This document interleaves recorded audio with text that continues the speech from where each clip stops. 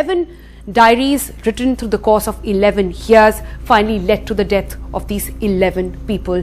This is a bizarre case. This is something which has never happened in the country, but now all of it coming together like pieces of a jigsaw puzzle.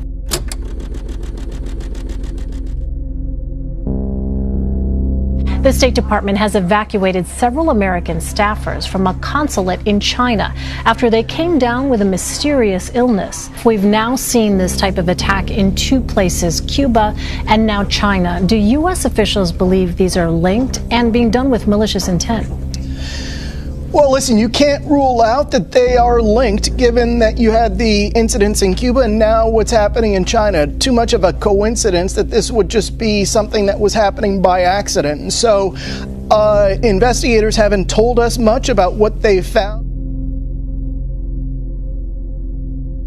Things got complicated here in April when the Canadian government also pulled the families of their diplomatic staff after Canadian medical specialists think they found a new type of a possible acquired brain injury, something they say is even new to science. In China, those who live near the American workers find it really odd. This coffee shop owner says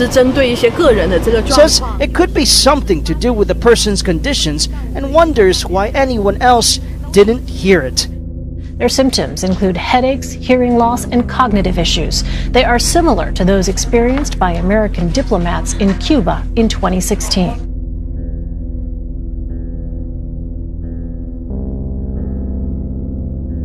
Things got complicated in April when the Canadian government also pulled the families of their diplomatic staff after Canadian medical specialists think they found a new type of brain injury, something they say is even new to science. The Cuban government has always claimed they're not responsible with these mysterious sonic attacks, but obviously this is something that is serious. It is affecting U.S. personnel overseas.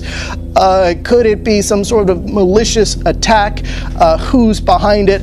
You know, this is serious, and especially as these cases continue to grow. Deepening mystery. Jeff Pegues in Washington.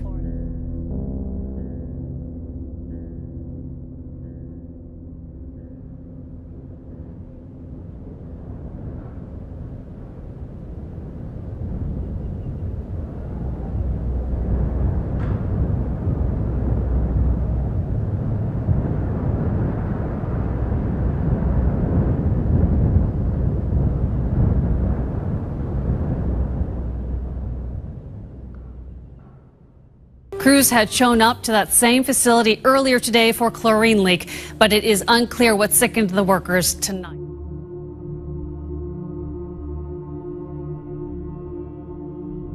The only evidence of yesterday's hazmat situations, a pile of used protective suits left out in the parking lot. Last night's situation was actually two different events.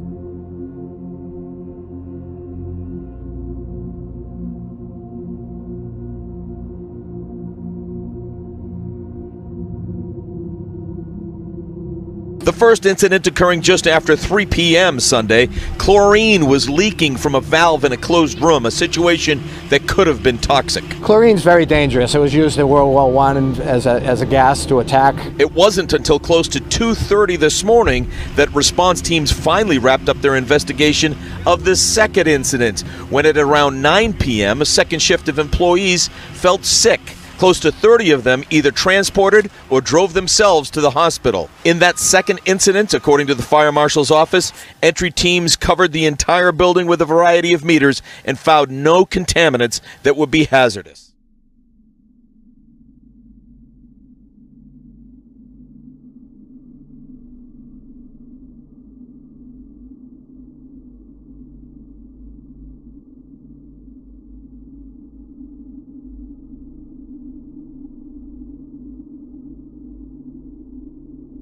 There seemed to be a panic in the building, and they all made an exit through this side of the building, and they all exited it rapidly, which caused a mass hysteria, and my belief that a lot of people got very upset and very excited. Now, this company makes parts for e-cigarettes, and as far as all those folks that went to the hospital, we're told everybody was treated and released. There was one person who suffered a stroke here, make that a seizure, a woman. We don't know whether it was connected to yesterday's events.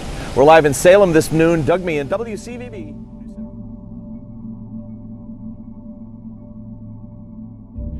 When manipulated correctly, mass hysteria is the key to any grand change. So what is hysteria? The American Heritage Stedman's Medical Dictionary defines hysteria as spontaneous, unmasked development of identical emotional symptoms among a group of individuals. Now, the reason why hysteria is so compelling is because it unites people around a cause. People search for meaning, for a reason to exist. I'm sure all of you are going through the same things, even if so many time has passed. And hysteria gives people that reason. The mysterious death of 11 persons from one family. Now the focus of the investigation is on notes found in the house.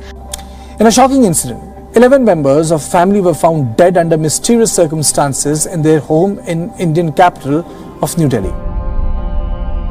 The police said during the search of the house, certain handwritten notes have been found which point towards observance of some definite mystical practice by the whole family.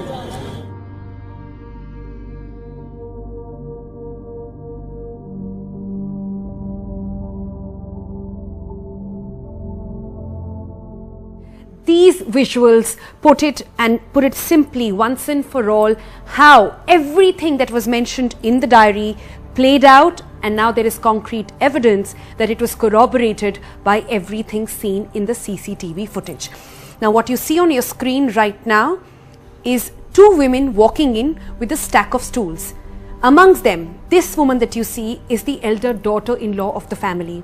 She takes it and walks up to her house at simply no pressure, but just with the help. She went to a neighbor, brought these tools and took it up. Now why is this important?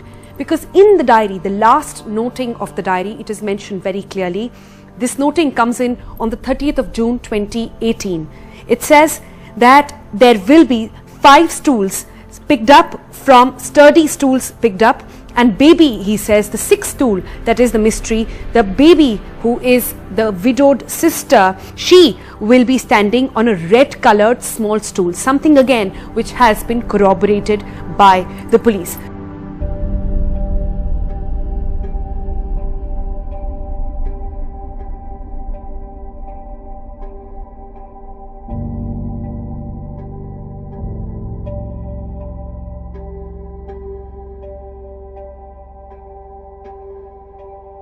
The other thing that was mentioned in the diary was the timing. It was said that Shanivar or Ravivar ki raat, that means in the intervening night of Saturday and Sunday is when this will happen. That has also been put on record. All of this again corroborated by that uncensored footage that I have seen that the police has, but it's just too gruesome to put it out for viewers right now. This is a bizarre case. This is something which has never happened in the country, but now all of it coming together like pieces of a jigsaw puzzle. So, maybe you are looking at my title and thinking, how is Salem witch trials any related to this? Well, let's go across the Atlantic Ocean and move 400 years back. So Salem witch trials started in spring of 1692 when some girls, and I'll later name them, said that accused women of lower ranks with being witches. And they said that those women were conversing with the devil, were engaging with the devil.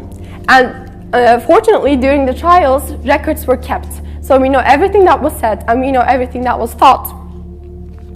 So Salem witch trials shows hysteria in action. Why did those young girls accuse women of being witches? Because those young girls, in particular 12-year-old Abigail Williams and 9-year-old Betty Paris, her cousin, had strange tremors and fits of anxiety. Now, Reverend Hale from Beverly came and said that these tremors, these fits, could not have been caused by a natural cause. Now, hysteria is the example of snowball effect. When you start it, just give a little bit of suggestion, it will grow and grow and grow. So the suggestion of Beverly Hale that maybe these tremors were not caused by a natural cause started all of this process.